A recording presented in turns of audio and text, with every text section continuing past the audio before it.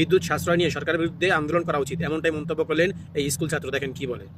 Actually এটা যে সরকার ওনার মাথায় কি পজিশনে নিয়েছে এটা আমরা বলতে পারছি না। স্কুলে 1 থেকে 2টা ফ্যানে 30 থেকে 40 জন ছাত্র পড়ানো যায়। বাসায় আমরা সকলে 1 জন 2 জন করে পড়ি।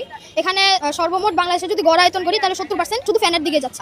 তাহলে হচ্ছে মোবাইল টোবাইল এগুলো কিনা তুমি বিদ্যুৎ আরো বেশি যায়। এগুলো বেশি যাওয়ার কারণে হচ্ছে সরকার একটু বেশি করে ফেলছে। এতে সাশ্রয় হওয়ার কোনো মানেই হচ্ছে না। সরকারের কাছে আমার এটা প্রশ্ন যে আপনি যদি সারা বাংলাদেশে অনলাইন ক্লাস করান তাহলে আপনাদের কি মনে হচ্ছে যে অনলাইন ক্লাস করাটাই বিদ্যুৎ সাশ্রয় হবে, জ্বালানি সাশ্রয় হবে, নাকি একটা স্কুল পজিশনে 30 থেকে 40 জন ছাত্র পড়ালে যে সঞ্চয়টা হবে আর বিদ্যুৎ সঞ্চয় যেটা হবে এটাতে আপনার কি মনে হয় সেটা জানাবেন। যে অনলাইনে ক্লাসটা কথাটা বলতেছে এটার বিরুদ্ধে আন্দোলন করাটা আমাদের দরকার। কারণ স্কুলে সব হচ্ছে অল শিক্ষক থাকে, সবাই শিক্ষক, তো ওদেরকে মূল্যায়ন করি আমরা, ওখানে বকাঝকা শুনি, আবার অনেকে কত মজা করি, ফুচকা খাই, এইগুলো সব মিলিয়ে কি স্কুলটা বন্ধ করা কি সরকারের যৌক্তিক কি হবে, এটা আমাদের প্রশ্ন সরকারের কাছে।